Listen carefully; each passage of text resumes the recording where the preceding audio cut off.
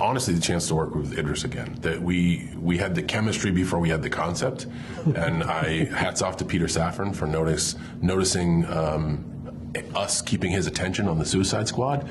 And he literally was like, man, we got to do this again. And he's one of the few folks who can actually make movies happen. And he delivered with Heads of State. So we got the band back together. Absolutely. Yeah, it's exactly the same reason. I wanted to work with John. I got to work with him on Suicide Squad. Then we got to do it again.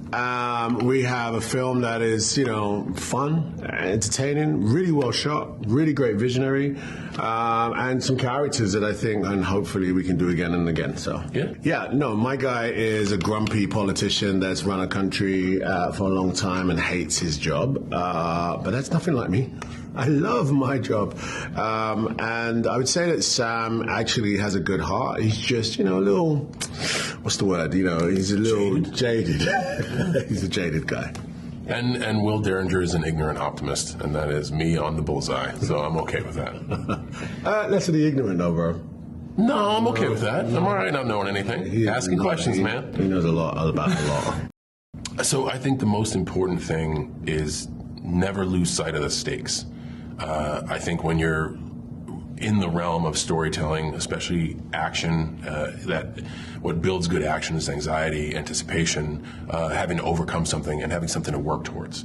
When the world is going to shit around you, if you can laugh at yourself, you can break the ice and have a moment. And I think action comedy walks that fine line of taking a moment to realize, this is ridiculous, but at the same time, we got to get back to the thing that's really important that we have to solve. Yeah. And what this movie does is it gives us a lot of those moments to breathe, but because we have a ticking clock element and a lot of stuff can go wrong, we consistently have to push forward. And I think that's we never forget the stakes, and that's why it's a really good action comedy. I think the film knows it's, has that real ridiculous large scale to it, but we believe it is happening to us. Yeah. And that's really important for the audience to go along with these guys. Like, we're not for a moment, even though it's larger than life, do we think we're not in a movie. We're in a movie. And this is really happening to me and him. And our dynamics are really, really fully, fledged in the film. So, yeah.